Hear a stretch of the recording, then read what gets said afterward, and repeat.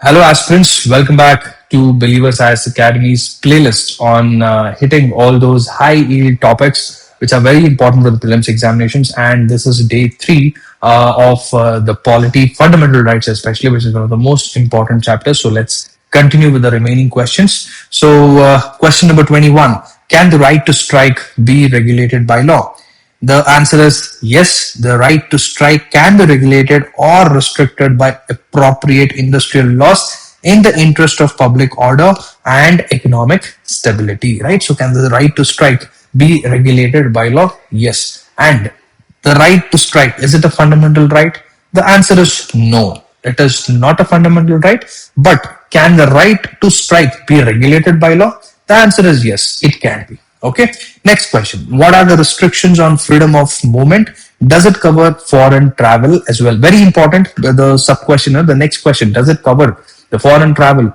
Very important, because see, the restrictions may be imposed with with respect to the first question. What are the restrictions on freedom of movement? Yes, the restrictions are there. Restrictions can be put, and on two grounds. One is the public interest. Next is with respect to protection of scheduled tribes. And with respect to the follow-up question, the foreign travel is not covered under the Article 29, but Article 21, because Article 19 only talks about the freedom of movement within the territory of the country, within the territory of India, or between states, one state to another state. However, Article 21 talks about moving out of the country, foreign country, and even coming back, immigration and all of those things, right? So that is one thing very important to keep in mind. So apart from that, the next question is state monopoly allowed under freedom of profession? Very important. Answer is yes. The Article 19 subclause 6 permits state monopoly in trade, business, industry, or services. And most importantly, very importantly, this state monopoly of the government need not be justified. The government need not justify its actions as to why it is holding state monopoly in a particular trade. The state government has no compulsion that it has to justify as well, which is also very important. You have to keep in mind. Next question. Explain protections under Article 20. Are they available to foreigners? Article 20, very, very important. Very, very important. Very, very important. The most important article in the fundamental rights chapter after Article 21 is Article 20, right? The answer is the Article 20 provides three major safeguards. One is the no ex post facto criminal law. Next is no double jeopardy. And third is no self-incrimination.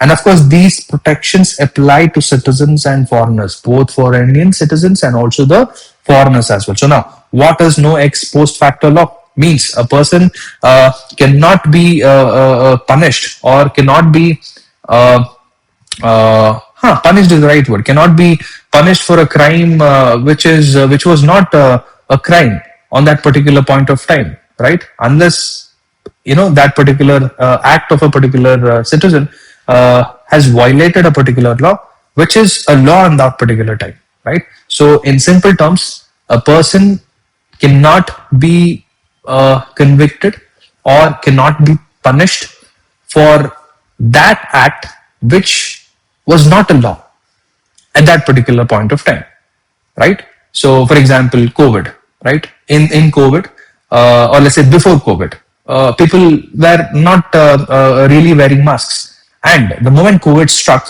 people started wearing masks. Now, the police who are supposed to enforce these laws, like let's say, who is supposed to maintain this, laws being followed by the people. Let's say he catches, one person who is actually wearing a mask and still fines him, punishes him, saying that day before yesterday, or let's say the last month, you weren't wearing a mask. So you have to pay fine today. That is what is your no ex post facto law. Means the punishment cannot happen retrospectively, because that time when the person was not wearing the mask, this law was not in place. That not wearing a mask will invite you some penalties, right? I hope you are getting the point. So that is no ex post facto law. Especially this applies only for the criminal laws only. And this doesn't safeguard from any civil laws. So very important. Also, you can say that ex post facto law is applicable for civil loss, right? So that is also one and the same, correct. Next is no double jeopardy. So one person cannot be convicted or cannot be punished for the same offense more than once, right? And then next is no self-incrimination. You cannot force a person to self-incriminate himself, right? And of course, there are important provisions and exceptions are there in almost each and every point of these three things. It is very important. You just have to know all of that. Please go check it. And are these laws, or let's say, do the citizens of the country and the foreigners get protection from this? The answer is yes. Next is does ex post facto protection apply to civil or tax laws, which we have already discussed. The answer is no. Article 20 applies only to criminal laws and not civil or tax laws. Okay. Next is does double jeopardy apply to departmental proceedings?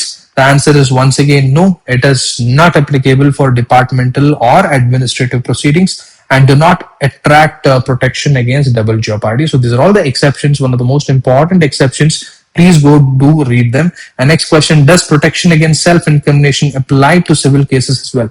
The answer once again is no, because it applies only to criminal proceedings.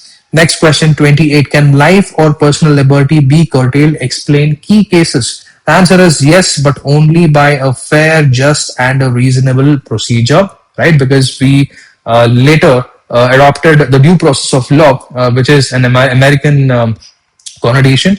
And the famous cases involved, one of the most important cases that you have to keep in mind. First one is the Gopalan case 1950, because any procedure established by law, the British concept, the procedure established by law was valid here. And then we have to remember the Maneka Gandhi case 1978, which talks about the procedure which must be fair and reasonable in order to curtail someone's life or whatever that is. However, in general, if we have to put it in a nutshell, earlier, before the Maneka Gandhi case, the Article 21 was very narrow.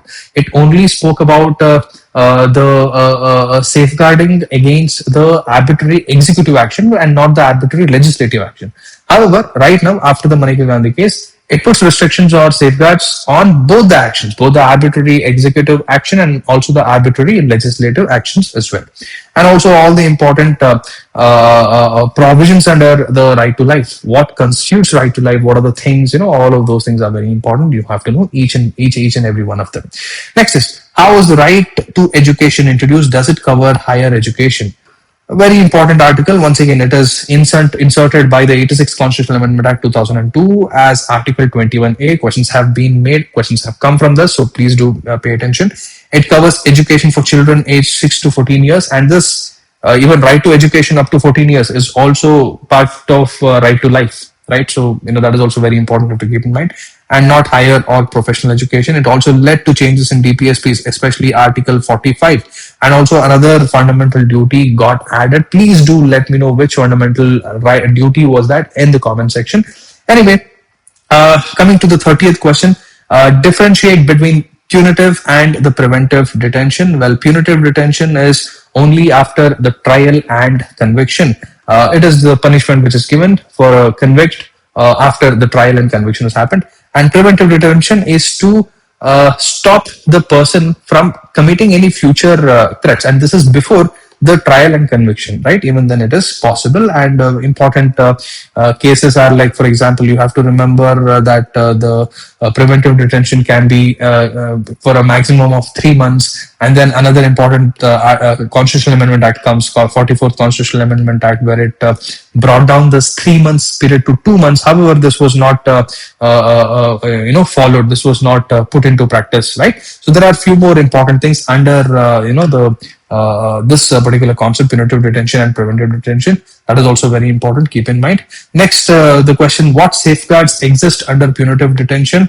There are 4 important: informed of charges, right to legal counsel, produced before magistrate within 24 hours, including the travel time, and trial as per the law. Next is explain preventive detention safeguards. Who can make laws? The answer is the safeguards, right? First is the advisory board review, maximum detention limits, grounds must be communicated to the person, and both centers and states can make laws on the preventive detention. Even there is a catch. please go through. See, these are the areas which you have to look for. This is not a Lakshmikant polity lecture, but rather it is that lecture which tells you where to focus. Okay, so that is the thing. Next question: is preventive detention unique to India? The answer is no. But India is unique in giving it explicit constitutional recognition. That is where India stands out, right? So we will end the video to this question. We will probably have another one more video for fundamental rights, and we will wind it up, and then we will start with the other few more important chapters. So until then, let's meet with another video. Signing off. This is Madan Gopal. Have a beautiful day.